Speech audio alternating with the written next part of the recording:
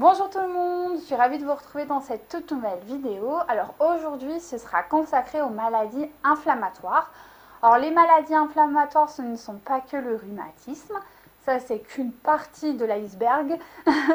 Les maladies inflammatoires, ça peut toucher le tube digestif, donc tout ce qui va être maladie Crohn, cœliaque, colopathie fonctionnelle, rétrocolite hémorragique en font partie. Il peut y avoir aussi des problèmes au niveau gynécologique, donc tout ce qui va être les désordres à ce niveau-là, les problèmes de vessie également, urinaires. Il peut y avoir les mal de tête, céphalées, migraines en font également partie. Toutes les maladies également auto-immunes, fibromyalgie, enfin bref, il y en a vraiment beaucoup. Et bien sûr le rhumatisme. Et je crois que ça touche à peu près tout le monde. Je crois que tout le monde est à peu près concerné. Et ça, c'est vraiment un fléau du siècle, c'est les maladies inflammatoires. Alors pourquoi? Eh bien, j'ai envie de vous dire, le stress, le tabac, l'alcool et une alimentation riche en sucre vous font un magnifique combo qui résulte des maladies inflammatoires. En fait, c'est tout ça qui fait qu'aujourd'hui, on est tous plus ou moins sujets à des maladies inflammatoires. Donc, il y a des solutions, heureusement, et c'est ce qu'on va voir aujourd'hui. Alors, de nombreux médecins, chercheurs, développeurs ont constaté que, effectivement, beaucoup de nos maladies résultaient d'un déséquilibre de la flore intestinale, du microbiote. Ça a été prouvé et déprouvé et encore et toujours prouvé par des thèses, par des travaux. Donc on ne peut plus nier l'évidence. Mais par contre, il y a encore des gens qui sont un peu sceptiques par rapport à ça. Moi, je pense que tout vient du ventre parce que même moi qui pratique les médecines aussi, d'autres médecines, Ayurveda, j'ai fait aussi un peu de médecine chinoise, on parle de la force du chi qui vient du ventre. Ce sont des notions qui sont là et depuis longtemps. Donc vraiment, pour moi, c'est fondamental que toutes ces maladies, elles viennent du tube digestif. Sachant qu'aujourd'hui, nos aliments, ils passent par notre tube digestif, ils sont assimilés, ils sont digérés, par le tube digestif. C'est lui qui fait tout. Donc à un moment donné, je pense que le quiproquo, il se passe ici.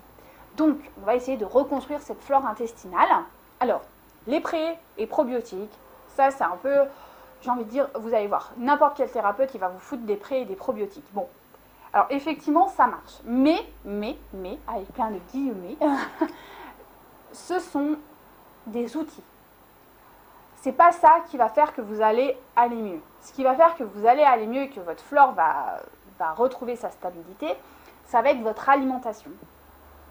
Et revenir sur une alimentation, ce qu'on appelle ancestrale ou paléo. Je pense qu'on commence petit à petit à en entendre plus ou moins parler. Bon, ça y est, aux États-Unis, également en Australie, ce sont des régimes qui sont là et instaurés depuis de nombreuses années.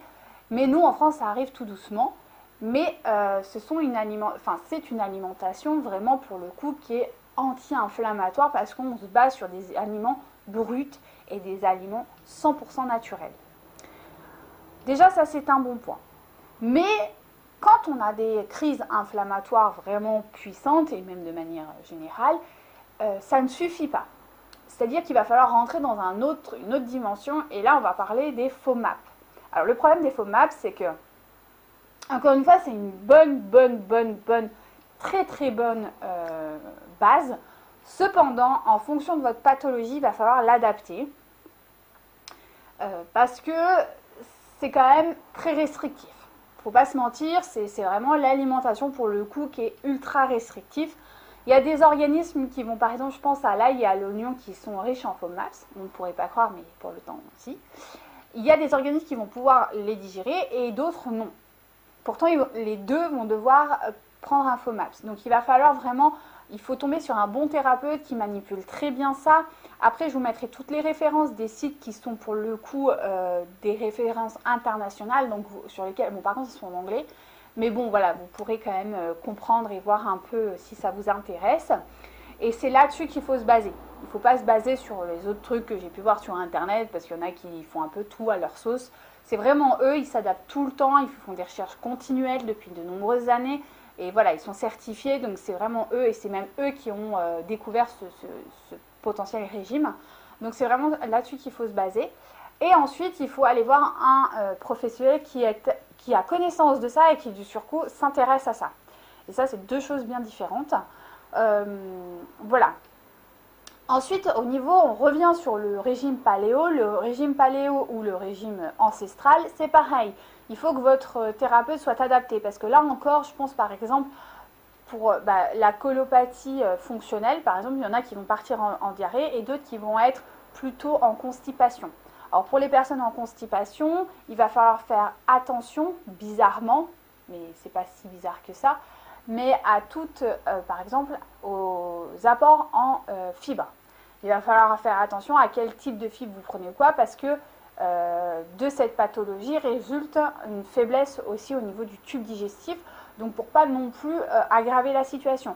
Si par exemple vous êtes en, comment j'appelle ça, en diarrhée, là, par contre, on pourra jouer, par exemple, sur tout ce qui va être riz et compagnie. Par contre, pour les personnes qui sont en constipation, on ne pourra pas le faire. Donc voilà, il y a des petites nuances. Et ça, il faut vraiment que la personne qui soit en face de vous, votre thérapeute, manipule très bien ça. Sinon, c'est n'importe quoi. Donc c'est pour ça, informez-vous, essayez de voir si la personne ou pas est compétente dans ce domaine. Demandez-lui, regardez si elle poste des, je sais pas moi, des articles, s'il y a des commentaires, ce genre de choses, parce que bon bah voilà, hein, ça peut être très bien comme ça peut rien faire, donc c'est un peu dommage. Pour ma part, c'est un domaine dans lequel, sincèrement, je me passionne, donc je manipule très bien. En plus, bon, moi je suis atteinte d'une de ces maladies inflammatoires, donc autant vous dire que c'est clairement mon domaine. Mais voilà, si vous n'avez pas la possibilité de venir me rencontrer ou quoi, bah essayez de voir peut-être autour de vous. Voilà, donc ça c'est la première base. Ensuite, il va falloir avoir ce qu'on appelle des compléments alimentaires, ce que j'appelle moi de secours. Alors, la première étant le curcuma. Alors c'est vrai qu'il y en a qui sont pour, d'autres non. Pour moi, le curcuma c'est la vie. Dans le sens que quand vous faites des... Enfin moi j'en ai fait pendant longtemps, des crises inflammatoires, mais à ne plus pouvoir bouger vos articulations. J'ai eu d'autres médicaments qui ont du coup, je ne tolère plus les médicaments, c'est très compliqué pour moi. Du coup, je me suis retrouvée à prendre du curcuma et là, miracle de la vie, ça a fonctionné. Alors moi, les personnes que je vois sur internet qui disent que non, ça ne fonctionne pas, j'ai envie de vous dire peut-être que vous les manipulez très mal. Mais pour le coup, moi, ça fonctionne très bien et à mes consultants, je le préconise réellement et ça marche. Simplement, il faut savoir les dosages, il faut savoir aussi qu'il y a certains organismes qui vont plus facilement assimiler le curcuma à d'autres. Et là, à ce moment-là, pour les autres, il va falloir avoir ce qu'on appelle des plantes qui vont permettre à l'organisme de mieux assimiler le curcuma. Donc, ça va être le poivre et le gingembre. Je prends conscience qu'effectivement, ce sont des compléments alimentaires qui ne sont clairement pas donnés. Ce n'est pas les plus chers, mais ce n'est pas les moins chers non plus.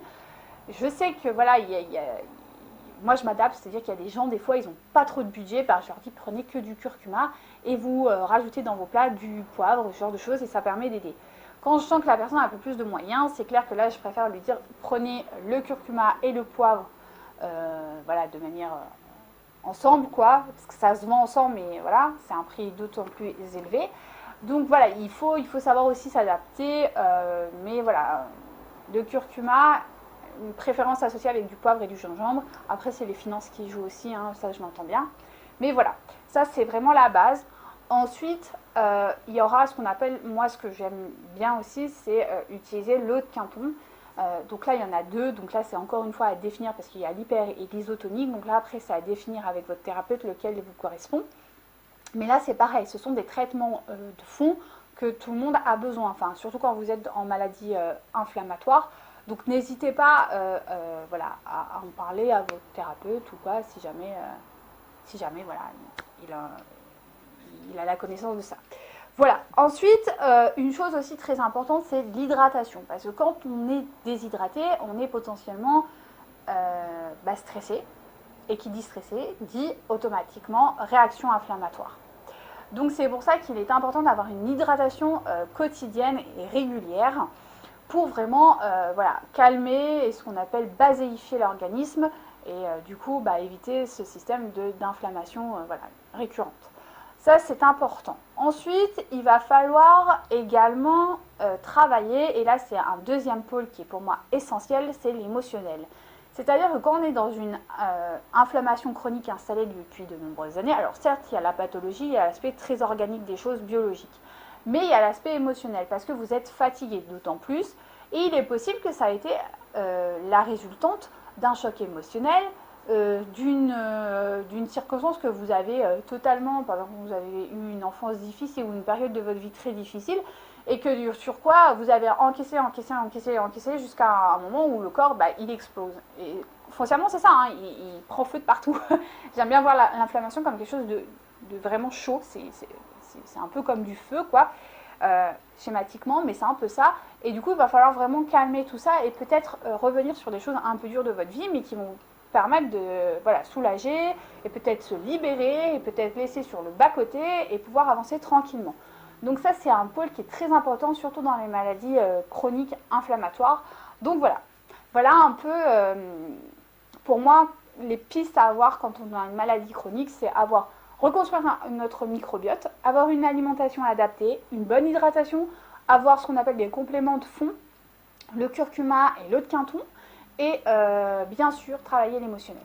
Pour moi, c'est fondamental. Si vous avez tout ça, globalement, vous devriez bien vous en sortir. Si vous avez envie d'avoir d'autres informations, si vous avez envie de me contacter, n'hésitez pas, hein, je suis ouverte, il n'y a aucun problème. Tout est en information sur YouTube, sur Facebook, sur Instagram, n'hésitez pas. Je réponds volontiers à vos questions. Et puis voilà, si ça vous a plu, mettez des pouces, c'est toujours agréable. Abonnez-vous.